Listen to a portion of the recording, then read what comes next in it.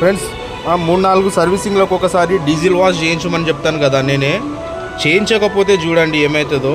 ఈ ఇంజన్లను అయితే చూడండి ఎంత మట్టి ఎంత రజన్ అని ఉన్నది చూడండి. డీజిల్ వాష్ చేసిస్తే ఏంటంటే ఈ రజన్ మొత్తము కిందికి వచ్చేస్తుంది, ఇక్కడ ఉండదన్నమాట. ఇగో చూడండి,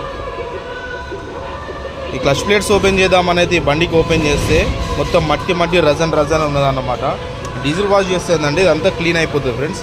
కొంతమంది ఏం చెప్తారు అంటే పెట్రోల్ వాష్ చేయించాలి, డీజిల్ వాష్ కాదంటారు.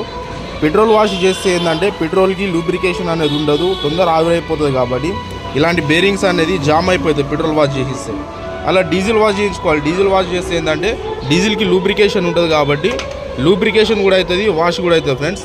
అలా వేయించకపోతే ఈ మట్టి రజన్ అనేది మొత్తం ఇగో ఇది చూసావా, ఇలాంటి హోల్లో నుంచి ఇంజన్లోకి వెళ్ళి ఇంజన్ని మొత్తం పాడు చేస్తుంది అనమాట. కాబట్టి ఖచ్చితంగా మీరు ఒక 3-4 సర్వీసింగ్లకు ఒకసారి ఖచ్చితంగా డీజిల్ వాష్ అనేది చేయించుకోండి, లేదంటే ఇంజన్ ఓపెన్ చేయాల్సిన అవసరం వస్తుంది ఫ్రెండ్స్. Thank you.